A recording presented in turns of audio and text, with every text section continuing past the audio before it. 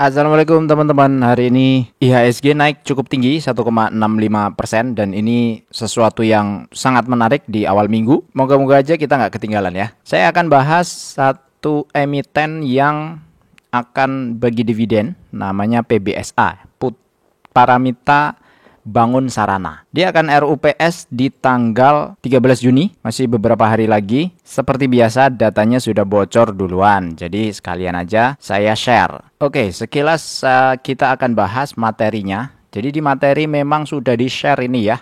Public Export tahunan 2025 nih, Jakarta 13 Juni, tapi hari ini sudah rilis. Jadi yang belum tahu, PBSA itu adalah perusahaan konstruksi yang khusus di bangunan sipil, mechanical, electrical, dan site preparation. Ini di bursa tahun 2016 ya, sudah lumayan lama. Area wilayah operasional ada di Sumatera, Jawa, dan Kalimantan. Ini project-projectnya ada pabrik sari roti, Tarjun Refinery, Jeti, apa ini? Nggak tahu ini saya. Unilever, Oil Storage Tank, Jetty Seaport, Bali United, kantor Smart Fan, Sentul Culture Lab, Plaza Paramita, Oleo Chemical Complex. Wah, ini keren banget nih. Gede banget nih. Lampung Project, luar biasa ya. Tank Farm Marvel. Ini Unilever Oleo Chemical Indonesia, Refinery, Unilever, Marunda Project, Tissue Culture Project, Office Building. Oh hebat ini, major klien Sinarmas dan seterusnya. Kinerja perusahaan 2024 nggak usah dibahas ya, sudah oke. Nah ini, dividen yang akan dibagikan 2024 adalah 159 miliar. Kalau lihat keuntungan 2024 yang 217 miliar, berarti sekitar 159 dibagi 217 itu sekitar 73% ya. Nah, nanti EPS-nya kalau nggak salah 71, berapa, jadi dikali 73% nanti ada ketemu angkanya dia akan bagi dividen kapan. Jadi ini sebelum diumumkan, nanti tanggal 13 kita udah tahu sekarang. Ya siapa tahu ada yang mau nyicil kan ya. Siapa tahu besok juga harganya naik, saya nggak tahu. Nah ini public expose, jadi ini bocorannya. Makanya subscribe nih ke channel ini ya. Teman-teman 80% belum pada subscribe nih. Nanti nggak dapat bocoran-bocoran lagi. Nggak bercanda. Sebenarnya ini data yang sudah publish ya. Jadi tidak ada data dalam ini ya. Tinggal kecepatan kita aja untuk mengkonversi. Kalau mau nggak repot-repot ya tinggal subscribe di sini. Nah, dari situ ya udah beres. Nanti tinggal lihat aja. Oke, kita langsung aja ya bahas laporan kuartal 1. Jadi kuartal 1 ini untuk merepresentasikan nanti di kuartal berikutnya atau sebagai data dasar untuk kita memprediksi 2025 dia secara performa seperti apa. Nah, pertama adalah dari sisi kas. Jadi di 2024 nanti secara performa nanti akan kita catat di Excel ya. Excel yang seperti biasanya. Nah, untuk yang kuartal 1 ini akan kita proyeksikan di 2025 seperti apa. Jadi supaya lengkap sekalian. Kas dan setara kas ini aman banget. Jadi kayaknya ini mau persiapan untuk bagi dividen ya. Di kuartal 1 sudah masuk semua dan tercatat ini dari biasanya 81 miliar menjadi 182 miliar. Depositonya yang dikurangin. Terus aset tidak lancar juga oke ya, 227 ke 225, turun dikit nggak masalah. Jumlah aset masih 1,097 T dari 1,17 T dan ini nggak ada masalah ya, aman-aman aja. Liabilitas tidak ada yang signifikan, aman saja. Jangka pendek, jangka panjang liabilitas malah turun, itu bagus banget. Ekuitas kondisinya masih aman ya, 1 T. Tidak ada yang signifikan. Nah ini pendapatan luar biasa nih. Dari kuartal 1 138 miliar. Di kuartal 1 2025-nya naik menjadi 279. Ini naik 2 kali lipat ya. Laba brutonya juga naik 2 kali lipat. Nah laba usahanya naik juga nih 2 kali lipat lebih. Tapi ini agak pinter nih. Bukan agak pintar. Memang pintar-pintar ya orang yang ada di sini. sorry, salah ucap saya. Maksudnya secara keseimbangan laporan keuangan supaya kan konstruksi itu kan naik turun ya teman-teman. Nah supaya kita itu bisa memaintain performanya, ini dia nggak tahu 17 miliar ini seolah-olah dicatatkan sebagai rugi nilai perubahan nilai wajar investasi. Nah, nilai wajar investasi ini dianggap rugi. Kuartal 1 2025 itu untung. Tapi nanti kita lihat di catatannya ya. Sehingga laba tahun berjalan dari 27 turun dikit ke 25. Jadi main aman dulu lah seolah-olah. Laba per sahamnya dari 89 ke 85. Harapannya dengan orang yang biasa lihat laporan keuangan ya kuartal 1, wah turun nih, langsung dibuang gitu. Jadi harganya anjlok, kita bisa serok di bawah. Yang nggak lihat laporan keuangan kan, yang punya uang-uang gede tuh kadang-kadang kan nggak lihat nih laporan keuangan yang seperti ini. Aduh, sorry keputus. Tadi sampai mana ya? Laba tahun berjalan aman ya. Jadi kondisinya tadi sudah saya sampaikan. Nanti di sini nih ada pengaman sepertinya. Jadi dikurangin supaya kondisinya bisa termaintain.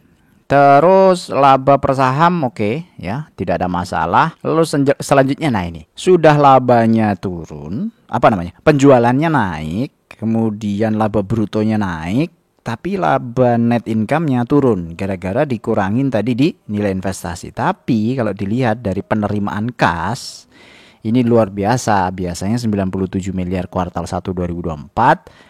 Kuartal 1 2025-nya 392 miliar. Ya.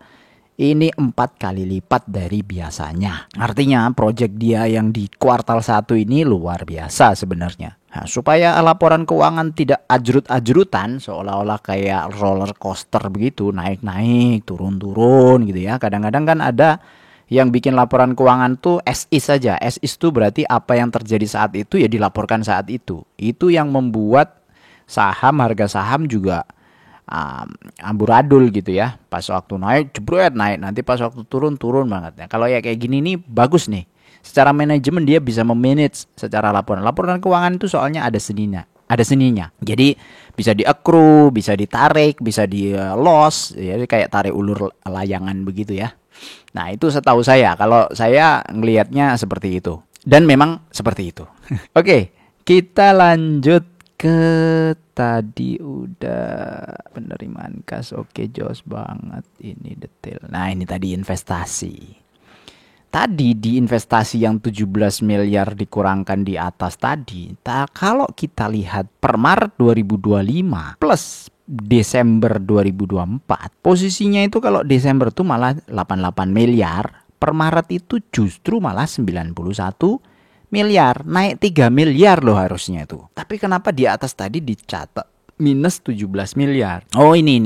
Perubahan neto nilai wajar aset keuangan diukur pada nilai wajar melalui laporan laba rugi sebesar 17 miliar kerugian pada 31 Maret dan Rp 5 miliar keuntungan pada 31 Maret 2024 yang dicatat secara terpisah dalam laporan laba rugi penghasilan komprehensif. Ini dia menempatkan di reksadana, Bank Kustodian, PT Danamon, Bank Danamon, dan Bank Pembangunan Daerah. Pada Juli, grup memperoleh nilai dividen. Nah, ini nih, kenapa nih? Ini nilai ya, laporan mau laporkan? Enggak, kenapa nih? Dicatatkan rugi ini kenapanya ini nggak diomongin di sini. Jadi ya catatan aja seolah-olah kan gitu. Terus pada tanggal 19 Juli 2025 Bro memperoleh penghasilan dividen dari PT Indakiat Pulp and Paper sebanyak 249 juta. Selama 2024 grup telah menjual sebagian investasi jangka pendek dan laba atas penjualan saham sebanyak 7,7 miliar. Jadi sebenarnya malah untung ini di investasinya dia gitu. Jadi dia punya saham di bumi, punya saham di bumi resource. Nih kayaknya suka saham-saham yang beginian ya. Kemudian Indakiat Pulp and Paper. Ini oke. Kemudian ada reksadana, KPD Nusadana dan Juara Kapital dan Nusadana Fixed Income gitu. Aduh, kepencet apa tadi? Aduh, macet nih. Ya kepencet. Sorry. Nah, terus dilihat dari pendapatan tadi yang naik signifikan tadi itu ternyata pendapatan konstruksi gitu. Jadi 100 miliar ke 272 miliar itu adalah pertama adalah pelanggan. Karena 2024 ini Sinarmas Agro Resource ini sudah memakai jasanya dia ya, bayar 75 miliar. Kemudian 2025 Q1 itu masih 31%, itu 88 miliar itu dari dia. Kemudian ada sumber Indah Perkasa, Ivo Mas Tunggal, sama Bina Sawit Adi Pratama. Beban pokok ya aman ya, beban pokok nggak usah dibahas lah. Beban umum administrasi juga aman, tapi saya note aja gaji dan tunjangan ini dinaikkan. Maksudnya dinaikkan ini kemungkinan di-accrue. Jadi pas waktu sales naik signifikan begini, ini kesempatan untuk mereka accrue di depan. Accrue itu istilahnya narik biaya di depan, dicatatkan duluan. Walaupun cashnya itu tidak dikeluarkan saat ini, tapi dicatatkan duluan. Supaya apa? Supaya nanti pas waktu closing, jadi laporan keuangan itu kan sebenarnya closingnya adalah tahunan ya teman-teman. Jadi pas waktu Desember closing, itu biaya-biaya yang sudah dicatatkan duluan itu menjadi cadangan seolah-olah. Kalau nanti ternyata ada apa-apa di belakang, dia sudah aman duluan gitu. Ini di accrue nih, mungkin bonus segala macam di accrue duluan. Harus biasanya orang tuh nge-accrue-nya malah kesedikitan, ini bisa jadi malah accrue-nya ditarik maju. Karena apa? Karena salesnya lagi bagus, ya gitulah. Oke, saya kira habis ya. Nah, selanjutnya kita masuk di tahap akhir yang biasanya kita review. Ada PBSA ya. Sampurna Agro kemarin sudah di-review, Power atau Cikarang Listrindo juga sudah di-review. Saya taruh di sini sebagai pembanding aja supaya kita bisa ngelihat. Konstruksi SBP PBSA hari ini naik 1%, 4,414. Kemudian SGRO juga naik, ini 255 naik 2%. Hari ini naiknya banyak ya. Karena IHSG juga naik lumayan. Nah, dari situ kalau dilihat dia bagi dividen kemungkinan bulan Juni ya. Nah, kalau tadi 73,2% ini itu kalau ngelihat EPS yang 2024 harusnya dividennya itu setara dengan Rp52. Ini sudah saya catat di sini teman-teman, nggak usah ngitung. Kalau mau ngitung sendiri silahkan. Nah, 52 ini equal dengan 12%, persis dengan SGRO yang punya yield 12% di tahun ini. Ini harusnya saya catat di 13 Juni, tapi hari ini kita sudah tahu kondisinya karena tadi ya materinya sudah dirilis duluan, bocor istilahnya. Oke, nah dengan kondisi seperti ini potensi di 2025 kalau EPS-nya 2025 itu 71, jadi di sini kan ada EPS ya 2025, annualize itu bisa ke 34 atau bisa ke 71. Nah, ini kalau kelihatan ya, kuartal 1 2024 juga sama nih. Sedikit gitu. Habis itu kuartal 3 jeder, kuartal 4 jeder digedein. Jadi polanya itu kelihatan ya. Nah, yang rata mungkin di 2022 nih agak rata. Tapi 2023 sama. Berat-beratnya segede-gedenya mereka nahan seolah-olah ya. Kalau guyuran istilahnya gini, laporan keuangan tahunan itu kayak tampungan gitu, tampungan air. Nah, airnya ngerojok gede tapi belum tumpah karena tampungannya masih gede. Nah, ini dicicil dulu nih, yang ditunjukkan seolah-olah airnya itu masih dikit padahal sebenarnya di dalam sudah banyak. Tapi kalau pas waktu akhir tahun gerojok terus, ya mau nggak mau tumpah seperti ini. Kuartal 3 biasanya dari 6 langsung lompat ke 31, lompat ke 25. Nah, harapannya dengan tadi laporan keuangan tadi kita sudah hitung itu, kuartal 2 mungkin nanti bisa juga kecil. Nah, harapannya nanti turun. Kuartal 3 kejadian kayak 2024 ini. Bisa digedein. Nah, akhirnya di 2025 bisa mendapatkan performa seperti 2024 atau justru malah naik, sehingga ketika naik kita mendapatkan dividen yang baik. Yield 12% itu sangat besar. Dibandingkan SGRO dan Power ini jauh ya. Beda 2,6% itu jauh banget. Dari mana kita bisa ngelihat jauhnya? Kita bisa simulasi di dividend for living. Dengan nyicil 2 juta per bulan sampai periode terakhir ya, dengan modal awal ini sebesar 50 juta.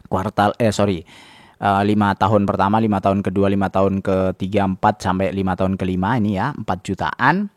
Itu di akhir tahun ke-25 dividen dapatnya 27,5 miliar. 5 juta. Aduh, salah mulu saya. Sorry, enggak terlalu concern ini ya. Nah, ini ya. Jadi sampai tahun ke-25 itu 3 miliar. Ini adalah dengan 9,8. 9,8 itu berarti punyanya SGRO atau POWR lah. 9,8. Nah, kita coba simulasi. Kalau 9,8 kan yield tahunannya sebesar itu dengan target kita 25 tahun lagi itu punya dividen sekitar 18 juta per bulan. Akhirnya kecapai nih 27. Kita ganti menjadi yieldnya PBSA yang 12,6. Bedanya berapa nih? 27,5 menjadi 54 juta ya. 27,5 dikurangi 54. Beda 26 juta per bulan di endingnya. Awal-awal sih mirip-mirip ya. Awal-awal sih mirip-mirip. Ini 2,4 juta. Kalau pakai yang 9,8 1,7 juta ya, nggak terlalu beda lah ya. 17 ke 24 memang secara persentase gede, tapi buat kita 1,7 juta sama 2,4 juta itu per bulan bedanya nggak terlalu signifikan. Tapi kalau sudah mencapai capital yang besar di akhir periode, itu bedanya bisa 2 kali lipat, 27 ke 54. Bayangkan target kita cuma 18 juta. Kalau nilai investasi kita itu 12%-an per tahun punya porto, dan kita konsisten untuk nabung terus dan konsisten untuk profit terus 12,6% per tahun, nanti di akhir periode 25 tahun lagi kita pensiun itu angkanya bisa 54 juta. Jadi kalau saya sendiri sebenarnya udah lewat ya. Saya soalnya umurnya sudah di atas 30, jadi bukan 30 tahun. Jadi ini hanya simulasi untuk orang-orang yang masih di bawah 30. Nah, siapa? Tunjuk tangan ya. Viewer saya masih di bawah 30, masih banyak. Harapannya teman-teman bisa nabung mulai dari saat ini. Jangan kayak saya yang sudah terlambat gitu. Soalnya saya tahu kondisi begini ya, skema investasi ini belum lama. Saya memang masuk di pasar saham tuh 2015, tapi pada waktu itu tuh masih istilahnya apa? Pilih-pilih emiten itu masih istilahnya belum terpola gitu.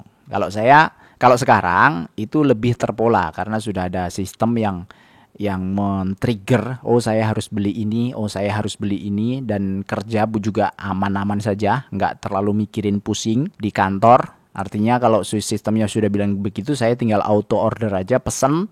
Kalau ke-hit ya oke, kalau nggak ke-hit ya besok pesen lagi, mungkin di harga yang berbeda. Yang penting yield dan potensinya tahunan ini saya sudah tangkap. Kalau ada potensi floating loss, ya sudah, saya nggak masuk 100%. Capitalnya saya cicil-cicil. Jadi nanti pas waktu dia turun bisa di average down. Jadi PBSA kan udah tinggi nih. Kalau teman-teman nyicil di sini, misalnya dia kembali ke harga 342, itu floating drawdown ya. Drawdownnya atau floating lossnya bisa 15%. Artinya kalau kita all in di atas, nanti porto kita minus 15% itu nggak enak banget ngelihatnya. Ya kalau ke sini turunnya, tapi kalau turunnya ke sini gimana? Ke rata-rata yang Oktober 2024 bisa drawdown sampai 28%. Artinya kalau kita mau nyicil di sini ya mungkin 5% dulu, 3% dulu dari porto. Habis itu nanti bagi dividennya turun, ya bisa di average down lagi. Misalnya turun lagi bisa di average down lagi. Yang penting kinerja keuangan perusahaannya atau kinerja manajemennya kita bisa validasi di awal. Jadi kita tidak ngikut-ngikut namanya berita. Mau berita bilang apa, kalau performanya bagus, yaitu kesempatan kita untuk masuk. Saya kira itu, terima kasih, semoga bermanfaat. Jangan lupa subscribe, lonceng nyalain supaya tiap hari bisa dapat update dari kita. Saya semoga bisa membantu teman-teman semua dan kita cuan bersama pensiun dengan kondisi sesuai dengan harapan kita, sehingga bisa membiayai kebutuhan hidup dan gaya hidup kita nanti saat pensiun. Amin. Terima kasih. Wassalamualaikum warahmatullahi wabarakatuh.